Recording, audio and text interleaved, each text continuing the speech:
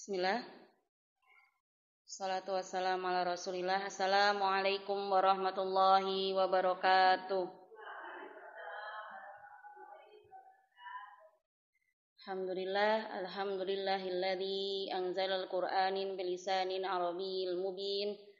Wassalatu wassalamu ala asyrafil anbiya'i wal mursalin wa ala alihi wa ashabihi wa man tabi'ahum bi ihsanin ila yaumiddin. Asyhadu an la ilaha illallah wa asyhadu anna Muhammadan abduhu wa rasuluhu la nabiyya wa la rasulahu amma ba'du.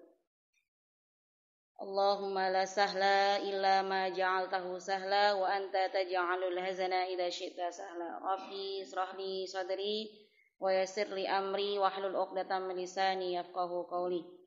Alhamdulillah, syukur kita kepada Allah Subhanahu wa taala pada pagi hari ini Allah masih berikan kita sehat, sempat, iman, takwa, hidayah, serta banyak lagi nikmat-nikmat Allah yang tidak mungkin kita untuk menyebutkannya satu persatu. Salawat dan salam kita haturkan kepada Nabi kita Muhammad sallallahu alaihi wasallam, kepada keluarganya, kepada sahabat-sahabatnya, kepada tabi'in. Tabi'in itu adalah generasi setelah para sahabat, kemudian kepada para tabi'ut tabi'in, generasi setelah tabi'in. Semoga Allah senantiasa melimpahkan rahmat kepada mereka semua dan kepada seluruh kaum muslimin sampai hari kiamat nanti. Amin ya rabbal alamin. Ibu, pripun kabaripun? Alhamdulillah sehat. Memang yang nikmat itu adalah sehat. Dengan sehat ibadah menjadi mudah, ibadah menjadi semakin khusyuk ya. Enggak sehat, satu aja Allah kasih nikmatnya sehat itu. Apa? Misalnya kakine linu, sewengi utoh linu, kademen gitu ya. Cuma linu aja. Pas tangi subuh, arep rukuk, arep sujud senut ngoten nggih. Kemudian contoh lain lah, sariawan. Sariawane ternyata gede ning pinggir pipi ngene iki. Tangi turu biasanya gosok gigi, enggak bisa, atau bisa pun alun-alun, gitu ya. Kemudian arep ngomong, sholatnya karena subuh jahar, arep ngomongnya wegah, ngerasane sakit. Cuma sedikit saja Allah kasih sakit kepada tubuh kita. Maka alhamdulillah yang hari ini mbah-mbah sehat, ya. Saya tuh iri saya lihat mbah-mbah yang masih bisa ngaji, jalan sehat, makan juga masih enak, ibadah 5 waktu sambil berdiri, padahal usianya sudah sangat senja. Belum tentu kita yang masih muda ini hidupnya selama mereka. Makanya ada mbah-mbah, ojo di remehke, maksudnya nek mbah-mbah mlaku wis timi-timi nggo motor komburi klakson dandapan. Naudzubillah ya. Jangan malah ditareni, "Mbah, bareng napa pripun?" Itu salah satu bentuk penghormatan ya. Saya kalau lihat mbah-mbah ngaji itu ya Allah, subhanallah. Somben aku sok tekan tuwek di istiqomah kaya ngene apa ndak ya. Makanya kita sama-sama berdoa semoga Allah berikan kita keistiqomahan sampai akhir hayat kita. Alhamdulillah, kita sekarang melanjutkan kajian fikih kita mengenai bab sholat. Kemarin ada yang masih ingat kita sampai mana ibu-ibu? Lupa Ustazah. Gimana ini ya? Aduh. Ripon? Aduh. Kelingane gawean terus ya. Enggak apa-apa. Makanya ilmu itu harus diikat dengan 2. Pertama dicatat, kedua diulang-ulang. Berarti nek ngaji, wis ngaji bab salat tekan rampung, enek bab salat meneh, melu meneh ndak apa-apa. Ben tambah kelingan meneh. Oh iya ndek mben kae pernah bahas kuwi. Oh iya ndek kae pernah jarine ngono kuwi. Nah kan mengulang. Jadi memurojaah sama seperti ketika kita menghafal Al-Qur'an. Jadi yang sulit dalam menghafal Al-Qur'an itu bukan menghafalnya, tapi menjaga hafalannya. Ngapalke gampang, sedina rong dina hafal gitu ya. Bahkan ada kisah kakek-kakek 70 tahun hafal Quran 30 juz. Ada, tapi menjaga hafalan itu tetap utuh itu yang susah. Makanya kalau punya anak-anak di sekolahan misalnya targetkan belajar hafalan 1 juz, ibuke kudu rajin baleni. Ojo peh wes apal terus dijarke. Yo murojaah. Katanya di sini di TPQ Al-Fatah yo menghafal nggih. Nggih, surah juz 30. Murojaah dibolan-baleni sampai tidak boleh lupa karena nanti hafalan yang kita hafalkan nanti akan menjadi syafaat kita di hari kiamat. Wis arep mlebu neraka, ya tiba-tiba muncullah ayat Al-Qur'an berbicara, "Ya Allah, aku ini ayat yang dulu dihafalkan sama si fulanah ini loh." Oh, ditarik meneh, ditimbang meneh. Jadi syafaat itu bukan cuma syafaat dari Allah, dari Rasul, tapi banyak lagi amalan-amalan soleh yang bisa menjadikan kita mendapatkan syafaat. Salah satunya hafalan Al-Quran kita. Makanya kalau seumur hidup hafalan Al-Fatihah, qul huwallahu ahad, qul a'udzu birabbil falaq, qul a'udzu birabbin nas yo abot ya. Wes ternyata neng dunya salate yo semena-mena sampai naik dhewe.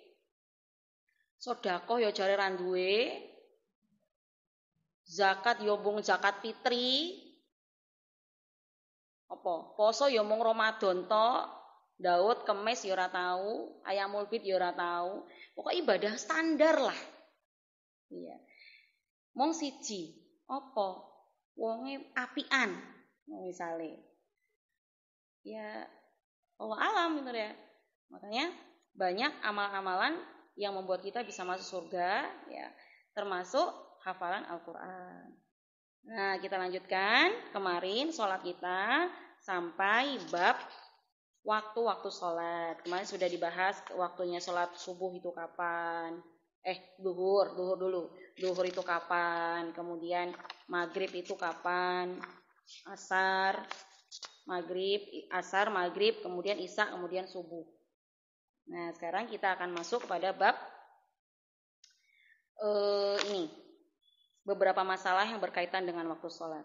Kemarin waktu kita bahas tentang sholat isya, ada satu hal yang dimakruhkan antara maghrib dan isya. Jadi Nabi SAW melarang kita untuk tidur sebelum isya, sebelum maghrib. Sebelum isya, setelah maghrib ya. Setelah maghrib maksud saya, dimakruhkan untuk tidur setelah maghrib, ya. Kemudian tidak segera tidur setelah isya. Jadi Nabi itu membenci orang-orang yang tidur sebelum isya dan menunda tidur setelah isya. Kecuali untuk hal-hal yang berkaitan dengan urusan agama. Makanya kalau sebelum isya itu nggak boleh tidur karena kan jaraknya pendek. Khawatirnya apa? Khawatirnya kehilangan jamaah atau kehilangan waktu sholat isya. Saking kesele gitu ya, bablas sampai subuh. Ya walaupun ada rukhsah bagi orang yang lupa. Nek lali yo piye wong jenenge kesel keturun ya itu beda lagi. Tapi kalau bisa ditahan sampai azan isya berkumandang. Wis ndang salat, ndang bubuk. Kemudian menunda bubuk atau menunda tidur setelah isya. Jadi bar isya enggak ndang turu. Apa meneh tekan bengi gitu ya. Khawatirnya apa? Khawatirnya sulit bangun subuh. Karena kalau menunda waktu tidur setelah isya itu akan terjadi pada begadang. Kadang cah nom-nom nih ya. Saya itu lihat chattingnya salah satu murid saya. Kan kalau di WhatsApp itu ada lasin ya Bu ya. Terakhir dilihatnya kapan? Terakhir dilihat ada 12.30. Setengah siji lagi turu ki ngopo? Cah nom biasanya ngono kuwi. Nah, ibu-ibu wis ra kuat ya, Bu. Jam 8 ngono wis ndang eman-eman waktune nggih, Bu. Sesuk-esuk ndang tangi, ndang masak. Sejakno ning sawah sing kerja wong 20. Jarine leserke gitu ya, masake esuk sore awan sore. Wis ndang turu ngono ya. Atau ndek bayi ndang turu, bayine turu melu turu.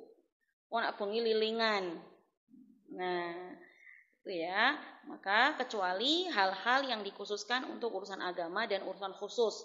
Agama itu misalnya apa ya? Pengajian gitu ya. Atau rapat musyawarah risma masjid. Ya, atau arisan RT, kemaslahatan umat. Atau berbincang-bincang antara suami dan istri. Nah, itu malah pahala tok di sini. Setan itu, Bu, paling benci bukan pada ibadah sholat, bukan.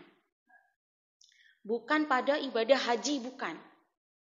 Setan itu paling benci sama satu ibadah. Apa itu, Bu? Nanti ada yang betul boleh kasih door prize ya, Mbak ya? Ini buat door prize kan? Oh enggak. Kirain buat door prize. Apa? Satu ibadah yang paling dibenci oleh setan itu apa? Halo? Apa, Bu?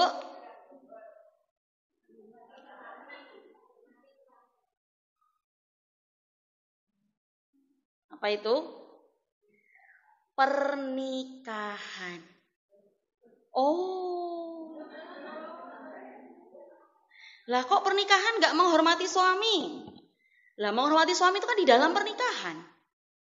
Jadi menikah itu adalah ibadah terlama. Ibu-ibu waktu gadis sama waktu nikah lama mana, Bu? Lama nikah ya. Gadisnya berapa tahun, Bu? 20 tahun. Menikahnya berapa tahun, Bu? 40 tahun, 50 tahun gitu. Nah, maka setan itu paling gak seneng karena yang disebut pernikahan, karena pernikahan itu disebut dengan ibadah, segala sesuatu di dalam pernikahan itu semua pahala, Bu. Yang awalnya dilarang, haram menjadi pahala. Enak toh, Bu? Mbak-mbak yang belum nikah, ibu yang punya anak gadis, segerakan saja untuk menikah. Saya kemarin baca berita ada wedding organizer, jadi untuk mengurusi masalah pernikahan itu ya, bikin spanduk, mending nikah dini daripada pacaran melulu. Dilaporkan, Bu, sama ke polisi. Katanya ngocok-ngocoki cah cilik kok nikah jadi ini. Astagfirullahaladzim.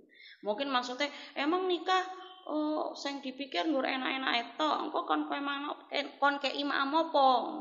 Mangan angin katanya. Katanya dilaporkan sama anggota HAM itu ya, melanggar hak asasi manusia jadi ini.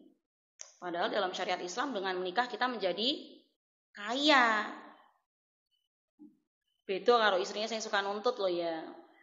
Ora kerja bojo aku, beda meneh ya.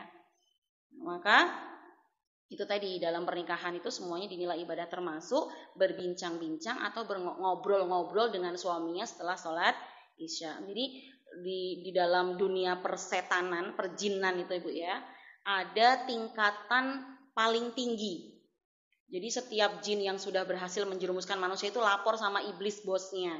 Lapor tuan, lapor bos, saya sudah berhasil membuat si fulan mencuri. Lapor, saya sudah berhasil membuat si fulan korupsi sekian miliar. Lapor, saya sudah berhasil membuat si A mencuri tanah temannya ketika nyangkul di sawah misalnya. Diperlebar sawahnya. Semuanya gak ada apa-apanya. Lah, satu setan datang, lapor komandan, saya sudah berhasil menceraikan si A dan si B. Wah, ini nih rajanya yang dapat medali, langsung dikasih penghargaan sama bos jinnya. Karena bagi mereka bisa menceraikan suami istri itu sebuah tingkatan kesuksesan yang sangat luar biasa. Jadi yang sukses itu bukan cuma manusia Ibu ya. Dunia jin juga ada tingkatan kesuksesan. Makanya memang perceraian itu dibolehkan. Ya, memang perceraian itu dibolehkan jika dilihat dalam sebuah hubungan sudah tidak bisa diselamatkan lagi gitu ya. Tapi kalau bisa bersabar ya pahala toh isine. Sebentar kok Bu. Sabar dalam pernikahan itu sebentar. Paling sampai meninggal aja. Nah, meninggalnya 70 tahun, nikahnya umur 20 ya 50 tahun lah. Nah, Bu. Sapa sing sok nyeneni bojone? Esuk iki sapa sing wis nyeneni bojone, Bu? HP wae ndang mangkat yang sawah kono lho. Oh, sing guyu iki mesti iki.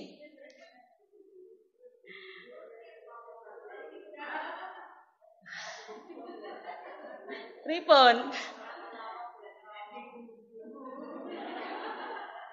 Saya ki guyu jenengan kok, Mbah. Ustazah yang guyu terus. Saya guyu jenengan nih piye?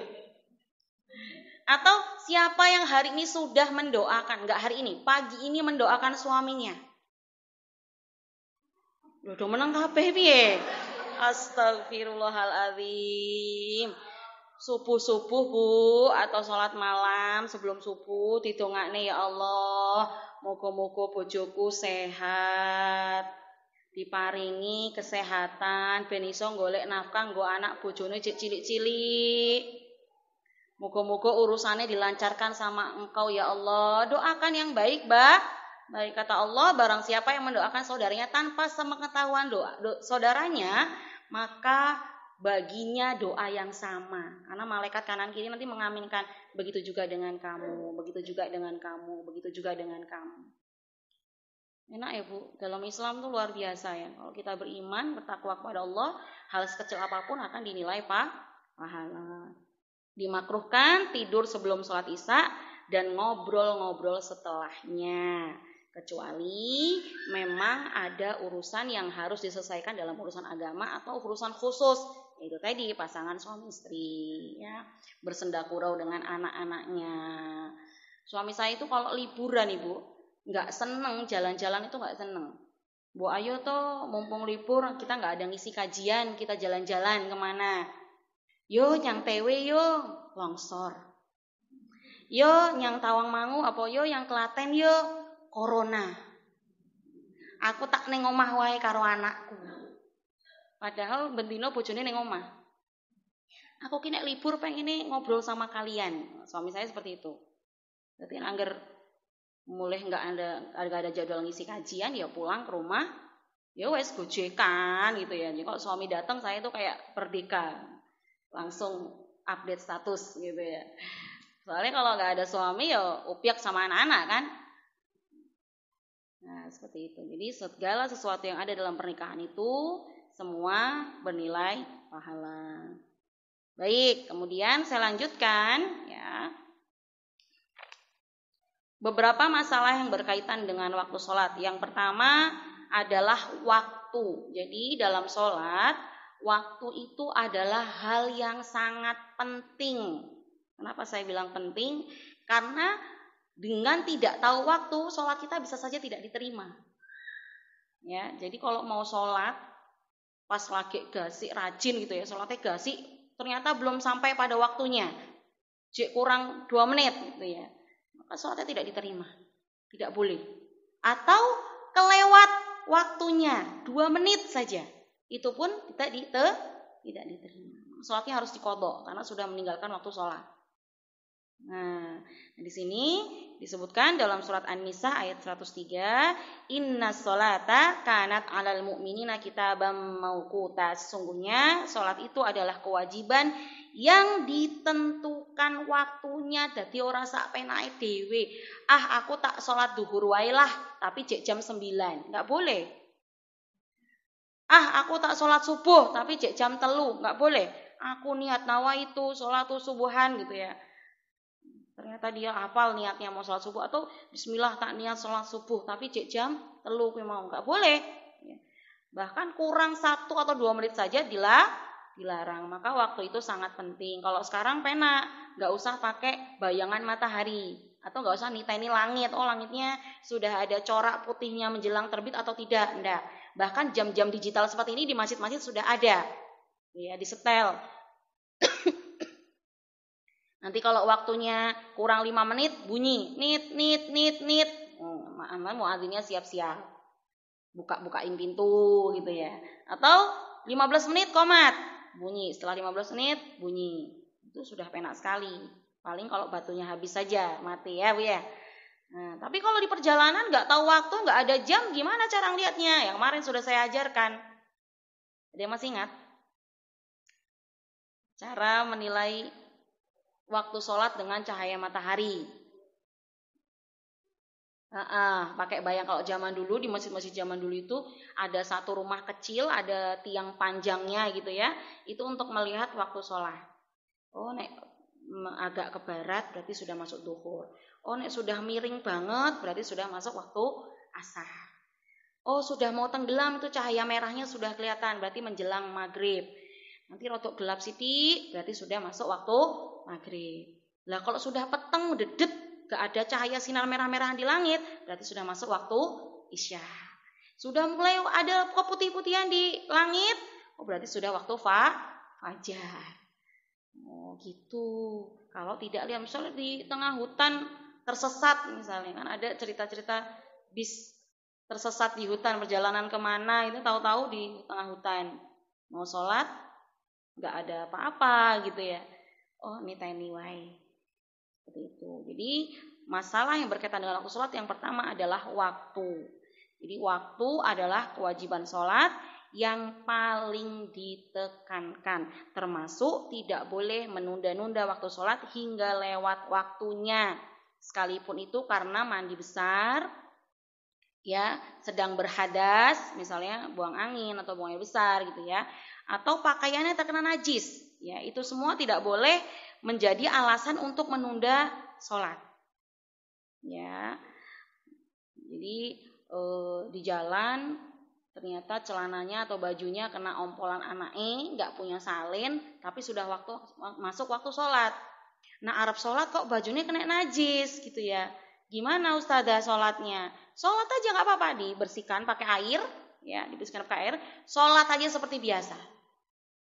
Tapi kan nggak nyaman dong. Masalah suci atau nyaman nggak nyaman itu kan nggak ada hubungannya dengan keimanan. Jadi fikih itu memang tentang hal keimanan. Maka sekalipun itu sedang perang, ya, jadi dalam waktu perang dulu pada zaman Nabi SAW itu sholat itu tetap dilaksanakan dengan berjamaah dan dengan tepat waktu. Nggak boleh nunda-nunda sholat. Padahal perang itu kan kondisi yang sangat genting gitu ya. Itu saja tidak diperbolehkan menunda waktu sholat, apalagi ya, pada saat kita sekarang hari ini keadaan sedang sangat nyaman, sangat aman, nggak ada bencana kan di Sumber Lawang nggak ada bencana ya Bu ya. Alhamdulillah. Kemarin saya lihat berita Kali Jambe banjir sepaha. Wes deg-degan. Oh nak tekan bende piye iki? Pripun? Enggak tahu saya. Pokoknya jalannya memang naik turun. Ya tapi kan jenenge orang takut kan ya wajar gitu ya. Waduh, kok nak tekan Gemolong piye iki banjir Kali Jambe, ternyata ya pagi sudah surut, alhamdulillah. Kemarin saya dengar kabar juga pas hujan hari Imlek itu kan hujan deras gitu ya. Itu katanya sawah-sawah pada banjir. Ada yang kebanjiran sawahnya, Bu? Malah rumahnya kebanjiran. Ya Allah, Allah kata ilah. Tapi enggak sampai masuk rumah enggak? Masuk sedikit. Oh ya. Itu aja udah takut ya, Bu ya. Gimana perasaannya saudara-saudara yang lain di daerah lain sampai banjir sedada, sampai lantai 2 tok sing kelihatan, berarti kan 3 meteran itu nggih. Ya Allah. Makanya kita dalam kondisi aman seperti ini jangan sampai meninggalkan waktu sholat. Kemudian yang selanjutnya adalah dengan apa sholat diperoleh tepat waktu. Jadi apa sih ukuran sholat itu bisa dinilai sebagai sholat yang tepat waktu? Nah, jadi pada dasarnya sholat tepat waktu itu adalah sholat pada waktunya. Pada waktunya itu apa? Misalnya ya, zuhur pada asar itu kan mungkin sekitar 2 jam ya. Tidak sampai masuk kepada asar itu masih dalam lingkungan tepat waktu. Lah, kalau sholat di awal waktu itu tepat waktu apa enggak? Itu adalah fadilah keutamaan sholat. Jadi selama masih ada waktu, kira-kira 1 rakaat lah. Jadi 1 rakaat masih bisa untuk sholat karena sebentar lagi masuk waktunya, gitu ya. Berarti kan di akhir banget, kurang 5 menit misalnya. Masih masuk waktunya zuhur tadi, itu termasuk waktu tepat waktu. Tapi memang ada fadilah atau ada keutamaan-keutamaan yang dianjurkan oleh para sahabat, oleh Nabi SAW untuk sholat di awal waktu. Karena apa? Nanti korelasinya ada pada disiplin kita. Jadi kalau nunda waktu sholat biasanya nyepelek. Ya. Dengan sholat di awal waktu kita bisa mementingkan, karena dengan sholat itu tadi ya, dalam kehidupan kita sehari-hari ini tidak pernah lepas dari yang namanya sholat. Ada yang belajar sholat, ada yang mengajarkan sholat, ada yang diajarkan sholat, ada yang sholat, dan ada yang disolatkan. Jadi semua itu pasti berkisah tentang sholat. Nek enggak sholat dewe yo disolat. Nek enggak ngajari sholat yo sholat de. Bahkan perintah mengajarkan sholat kepada anak-anak itu juga ada. Pada usia berapa Bu anak-anak diperintahkan untuk sholat? 7 tahun. Lah kalau merintahkan sholat di bawah 7 tahun boleh enggak Ustazah? Boleh, tapi sifatnya pengertian saja, pemberitahuan saja, enggak boleh sampai dioyak-oyak, ayo lentong sholat enggak. Ayo Umi mau sholat dulu. Sholat apa? Sholat duhur misalnya. Nanti kan anak biasanya kalau dia pintar dia tanya, sholat duhur itu berapa rakaat? 4 rakaat. Sholatnya itu jam berapa? Besok lagi, nanti lagi asar, maghrib, isya. Nanti dia ikut sholat, yo ngomong go. Sing perempuan melu sholat ibu enggak jilbaban yo enggak apa-apa. Sing cah cilik usia di bawah 7 tahun sholat pakai celana pendek, putoe jengkang-jengkeng karo ibu enggak apa-apa. Karena kita sekedar mengajarkan contoh, mencontohkan aja, memberitahuan aja. Tapi setelah masuk umur 7 tahun, kita kasih tahu, ayo nak sholat, ayo nak sholat. Sampai usia 10 tahun, 3 tahun itu kan waktunya lama toh Bu. Ketika umur 10 tahun dia masih tidak mau sholat, boleh dipukul. Tapi hati-hati, jangan langsung diserta-merta. Oh, berarti nek umur 10 tahun ra sholat tak gebuk kowe le. Oh, itu nanti disoraki meneh karo wong hak asasi manusia karo Kak Seto. Islam mengajarkan pemukulan terhadap anak, wis geger meneh. Pukulannya pukulan yang seperti apa? Pukulan yang membuatnya jera saja. Jadi koyo wedi atau kapok gitu ya. Dan pukulannya yang tidak membuat bekas, jadi tidak memberikan bekas kepada anak. Pukulan yang tidak pada wajah, pukulan yang tidak untuk menyakiti. Gue sapu lidi, digebuki sampai memar-memar, nauzubillah ya. Cuma untuk medeni mungkin kayu rotan yang empuk itu ya, atau kayu kalau zaman Nabi pakai kayu siwak itu kan dikunyah-kunyah aja langsung lunak. Nah itu. Atau pakai lidi 1 atau 2 sakit ya Bu ya. Ya alon-alon wae. Di bagian kaki itu ya, tidak boleh di bagian wajah atau di bagian-bagian tubuh yang bisa meninggalkan bekas luka, apalagi cacat seumur hidup. Udah kelingan wae. Iki tanganku koyong ini goro-goro ndempen digebuk ibu iki. Bar kuwi jadi trauma sholat. Maka perlu diperhatikan juga bolehnya memukul anak 10 tahun ke atas untuk tidak mau sholat itu tadi, karena tidak mau sholat boleh dipukul itu tadi dengan beberapa syarat. Enggak serta-merta ya. Nanti boleh cah cilik umur 10 tahun, 11 tahun ra gelem sholat gebok wae. Gawakne pring jemuran. Nauzubillah ya. Jangan sampai. Jadi bisa disebut sholat tepat waktu adalah ketika masih pada waktu sholatnya, gitu ya. Kemudian jika ada orang yang mendapatkan waktu sholat tapi dia mendapatkan uzur, misalnya mau sholat, tiba-tiba haid, atau mau sholat ibu hamil besar tiba-tiba keluar darah mau melahirkan. Ya, bagaimana hukumnya? Nah, di sini ada beberapa hukum. Misalnya dia udah waktu masuk zuhur, pingsan, sakit atau gila gitu ya. Kan gila kan tidak masuk waktu, tidak wajib untuk sholat ya Bu ya. Kemudian nifas karena tadi mau melahirkan itu tadi, atau haid dan lain-lain.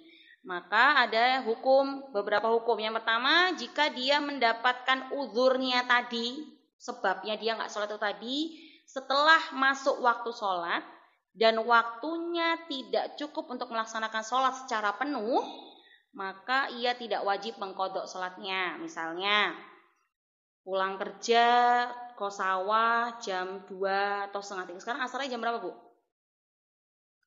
Maghrib jam berapa? Jam 6 pas lah ya. Jam 6 lewat 1 menit itu sudah masuk sholat maghrib. Neng sawah, sore-sore neng sawah keasikan, nandur, gitu ya, terus bajak sawah sampai lali waktu.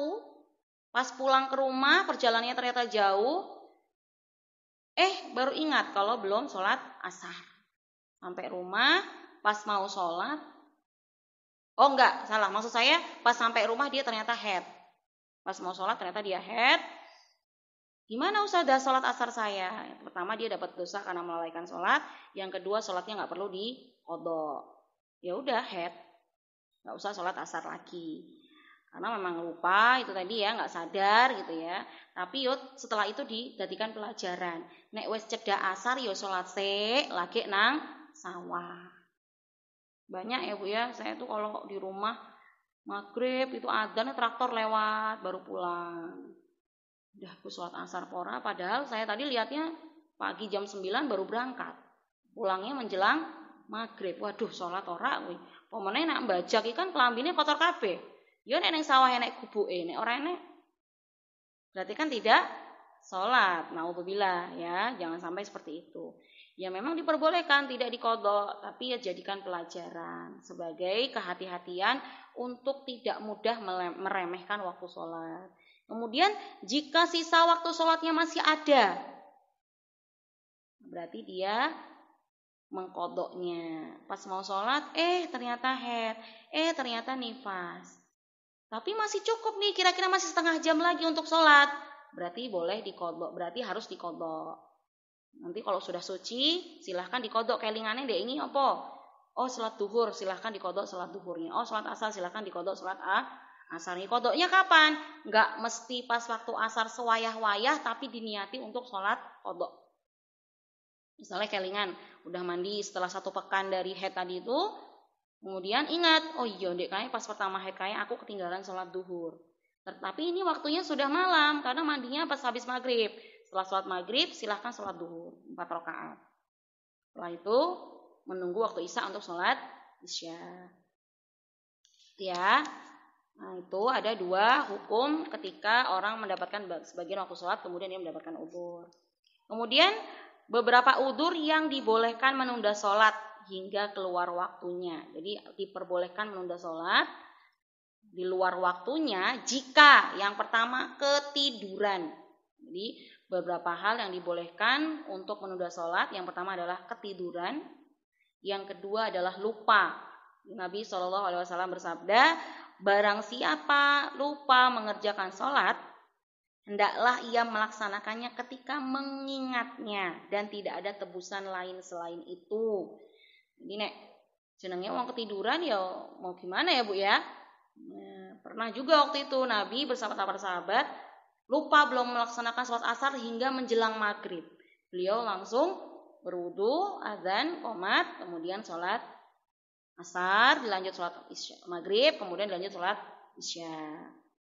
Ya. Tapi itu dengan syarat kalau misalnya dia ketiduran benar-benar murni karena ketiduran. Wis nitip temen engko nak wis waktune adzan aku ditangekke yo. Iya. Koncone sing dikonangke mau lali melu turu. Lali kabeh. Ya udah pas bangunnya udah kelewat sholat duhur, misalnya udah sampai asar. Kan dia tidurnya jam 11. 12 tekan asar deh. Silahkan sholat duhur kemudian sholat asar. Tertib ya, dari duhur dulu baru asar. Atau kalau takut ketinggalan jamaah, silakan sholat asar dulu kemudian dilanjut sholat duhur. Itu juga boleh. Ya, bebas. Nah, kemudian pertama adalah tidur, kedua lupa, yang ketiga terpaksa. Jadi enggak isoh kalau aku melaksanakan sholat sekarang ada sebab lain apa? Misalnya di tempat kerja khawatir dipecat, ternyata bosnya itu adalah orang kafir gitu ya, sampai ada larangan peraturan dilarang sholat saat waktu kerja. Boleh menunda waktu sholat, tapi ada tapinya. Memang diperbolehkan, tapi kalau bisa carilah tempat kerja yang nyaman untuk beribadah. Memang boleh lah, gimana nanti kalau saya sholat saya dipecat, ditegur sama bos saya. Apalagi sholat tuh sehari 5 kali. Kayak pas duhur, pas jam rame-rame nih, misalnya pegawai bank misalnya. Ternyata pas duhur itu pas jam rame-ramenya. Loh, saja berarti boleh dong kerja di bank. Nah, itu beda pembahasan. Ya, beda pembahasan. Nanti kapan-kapan ya.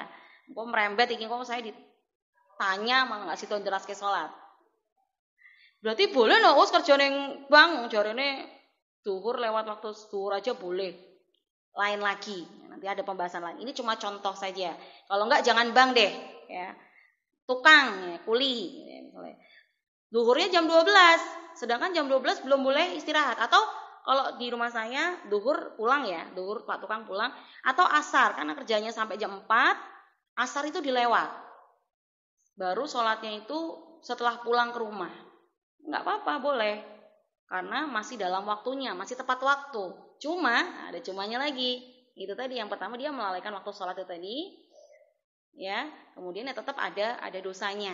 Ada dosanya karena meninggalkan waktu atau melewatkan sholat di awal waktu tadi. Apalagi kalau laki-laki harus berjamaah di masjid, gitu. Ya, seperti itu. Nah, ini terpaksanya itu benar-benar nggak bisa untuk sholat gitu ya. Atau di negara yang dijajah sama orang kafir, kemudian pas mau sholat nggak boleh, sampai sholat duduk, sholat diem-diem aja nggak bisa. Ya udah nggak apa-apa, nanti dikodok kapan-kapan, karena memang keadaannya terpaksa. Atau kalau dia bisa sholat dengan isyarat, kan sholat itu ibu ya, dalam keadaan sakit, dalam keadaan perang, dalam keadaan nggak sadar aja kita tetap harus wajib sholat. Lah sholatnya apa? Ya kalau nggak bisa berdiri duduk, kalau nggak bisa duduk berbaring, nggak bisa berbaring miring, nggak bisa miring. Kalau berbaring kan agak masih harus bangun dikit gitu ya. Nggak bisa bangun dikit saat berbaring miringnya madhab kiblat. Nggak bisa miring, nggak bisa berbaring, badannya mukanya semua, misalnya kayak corona masuk ICU, selang-selang di mana-mana gitu ya. Sholat dengan isyarat mata diniati sholat. Bismillah, aku niat sholat. Allahu Akbar, kedip satu, rukuk kedip 2 kali, sujud. Nah, di dalam keadaan apapun nggak ada alasan untuk tidak melakukan sholat. Halo, ngantuk? Kemudian yang selanjutnya boleh menunda sholat dengan menjamak 2 sholat bagi yang diperbolehkan menjamaknya. Tapi kan pada dasarnya jamak itu kan bukan menunda nggih, tapi menyatukan 2 sholat menjadi 1. Tapi itu juga termasuk melewati waktu sholatnya dia. Contohnya duhur sama asar atau isya maghrib sama isya. Orang istihadhah itu kan tata cara sholatnya dengan menjamak 2 sholat. Nah, itu juga diperbolehkan untuk menunda sholat. Kemudian yang selanjutnya sangat ketakutan di mana ia tidak dapat melaksanakan sholat dengan khusyuk. Takut, misalnya kita hidup di negara perang gitu ya, pas lagi duduar waktu sholat duhur, mau sholat tuh tingkun pas Allahu Akbar, mati. Nah, takut banget. Ya udahlah, nanti aja kalau sudah agak tenang baru saya sholat. Itu boleh. Ya, seperti itu. Nah, kemudian yang selanjutnya adalah orang yang sudah dibebani kewajiban sholat sebelum waktunya lewat. Jika anak sudah menjadi balik, orang gila sudah menjadi waras, orang pingsan sudah siuman, orang wanita haid dan suci dan nifas sudah menjadi suci sebelum habis waktu sholat, ya, maka ia wajib melaksanakan sholat tersebut secara sempurna. Apakah dia wajib mengqadha sholat sebelumnya? Nah, ini kemarin saya sudah bahas ya di masalah haid. Ada 3 pendapat. Yang pertama, jika dia bersih atau suci atau sadarnya ketika siangnya masih ada. Jadi pas mandi itu menjelang maghrib dia mengqadha. Yang pertama ini pendapat pertama, wajib mengqadha zuhur dan asar. Kalau dia mandinya menjelang subuh, dia wajib mengqadha maghrib dan isya. Ya, itu pendapat yang pertama. Pendapat yang kedua, jika dia sadar atau sucinya itu tadi ketika menjelang waktu asar, maka ia wajib melaksanakan asar saja. Pendapat yang kedua, ya, misalnya udah waktu asar nih gitu ya, terus dicek, oh sudah bersih, nggak ada darahnya lagi, mandi, udah sholatnya cukup sholat asar saja, nggak perlu mengqadha zuhur. Itu pendapat yang kedua. Kemudian yang pendapat yang ketiga, jika seorang wanita suci sebelum matahari terbenam dan atau dia suci sebelum matahari terbit gitu ya, maka jika dia sempat melaksanakan 2 sholat, laksanakan 2 sholat. Kalau nggak sempat, 1 sholat saja. Nah, itu ada 3 pendapat. Terserah panjenengan mau ambil yang mana, boleh semua. Saya sucinya pas menjelang maghrib, tapi ada waktu untuk sholat asar, ya silakan sholat asar saja. Ya. Atau untuk menjaga kehati-hatian, silakan sholat duhur dan asar. Boleh, semuanya boleh. Pripun? Ada yang ditanyakan? Tidak ada? Saya lanjutkan. Sudah 7:30. Lalu bagaimana hukum orang yang meninggalkan sholat dengan sengaja? Apakah wajib mengqadha? Misalnya dia ternyata pas nom-nomane setelah balik, kan orang balik wajib sholat.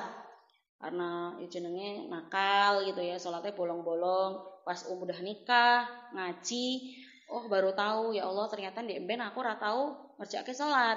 Apakah sholat saya perlu diqadha?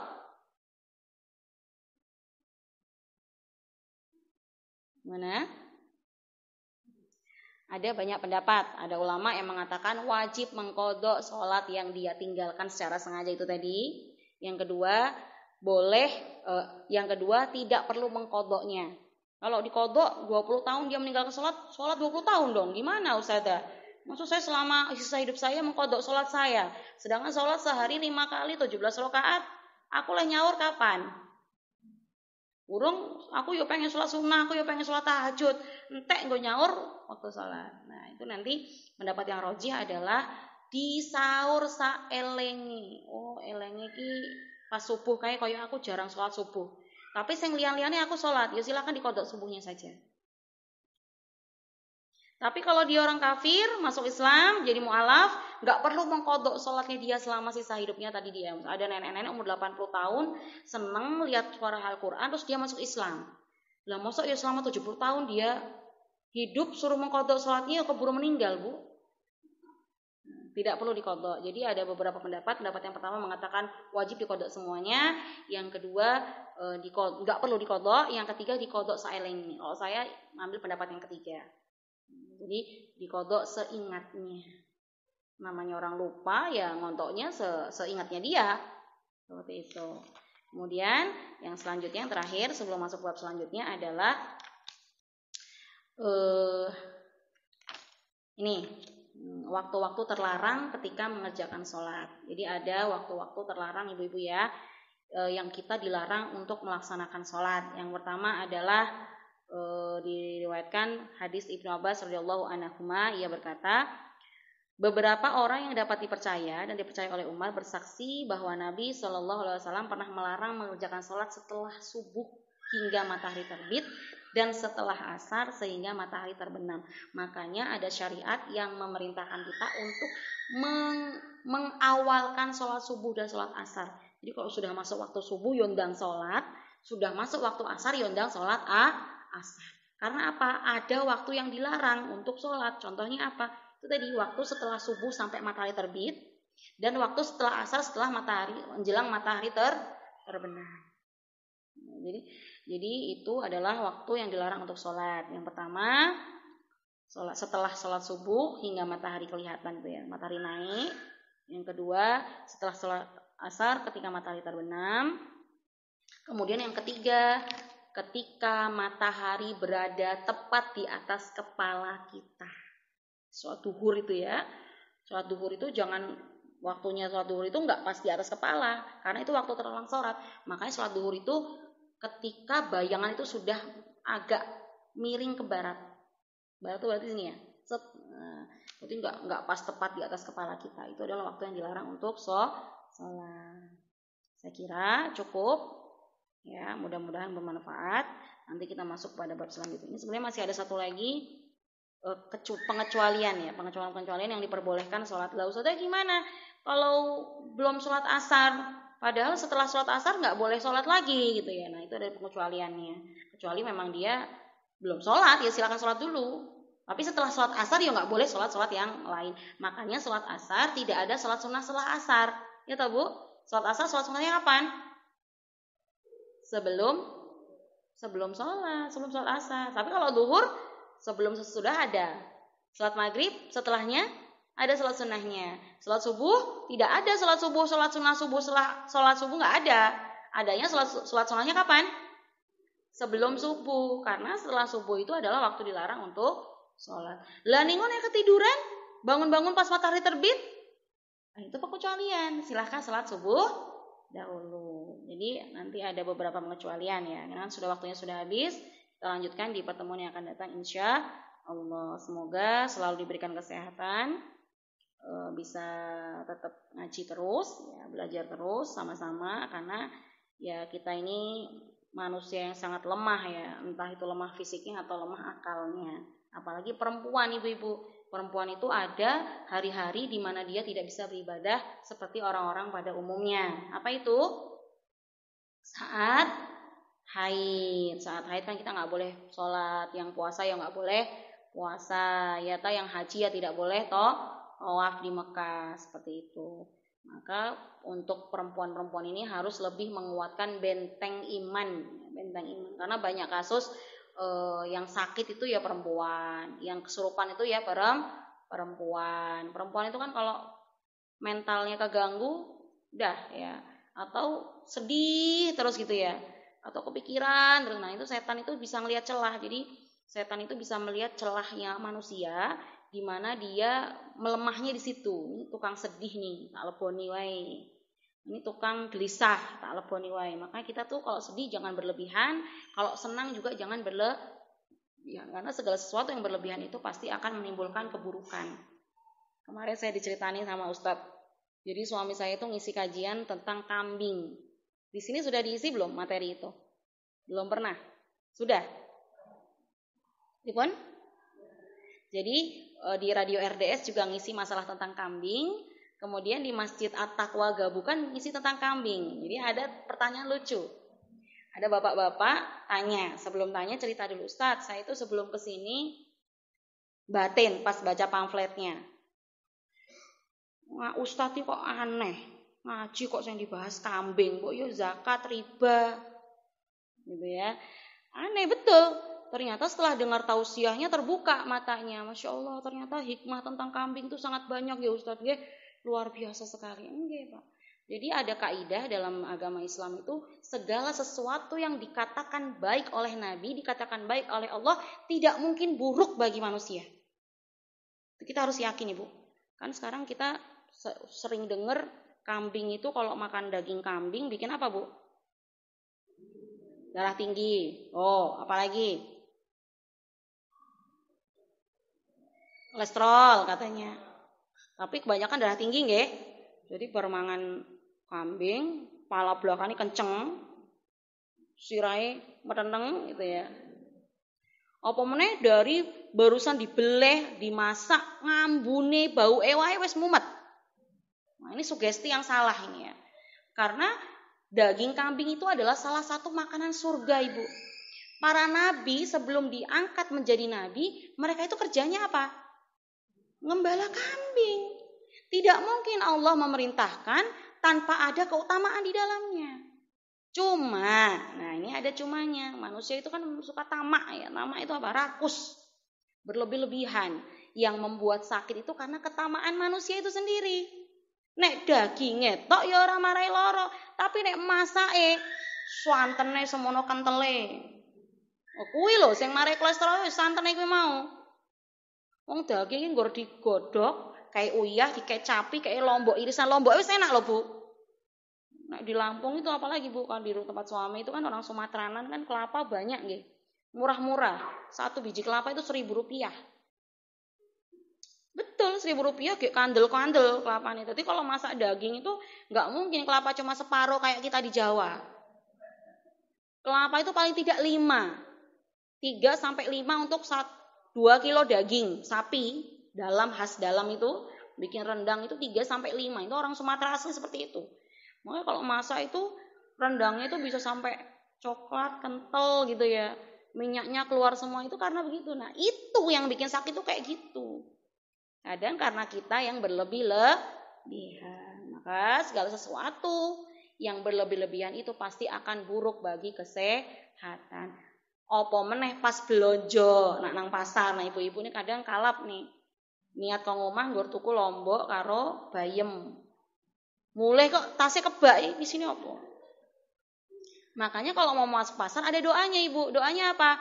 La ilaha illallah wahdahu la syarikalah yuhyi wa yumit wa huwa hayyun la yamut wa huwa ala kulli syai'in qadir. Untuk apa? Untuk menjaga diri kita, Bu. Pasar itu tempatnya setan loh, Bu. Jadi setan itu bukan di kuburan, tapi di pasar dan di kamar mandi. Kenapa? Banyak pedagang yang pakai ilmunya setan. Banyak. Apalagi kalau dia sirik lihat temennya dagangannya podo, boleh dhek laris nggonku ora. Balangke bangke tikus, sesoke sepi. Banyak kasus seperti itu. Maka doa itu adalah untuk menjaga kita supaya tidak kena sihirnya para pedagang yang jahat itu tadi, atau keinginan-keinginan untuk membeli barang-barang yang tidak dibutuhkan.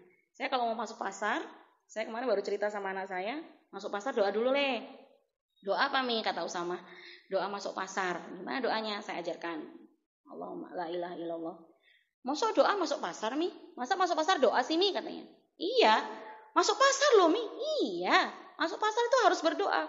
Elok Len, masuk pasar enek doa nih. Saya ketawa. Nanti besok kita hafalkan sama-sama ya. Ya itu untuk apa? Untuk menjaga. Kadang ada perasaan, pernah saya suatu hari masuk pasar nggak doa, delok buah ki koyoke kok inu gitu ya. Rasa dalam hati tuh kayak pengen beli, padahal di rumah masih ada buah. Sampai rumah barangnya kok rusak, padahal pas tadi di pasta tuh saya milih sendiri tuh bagus-bagus, Bu.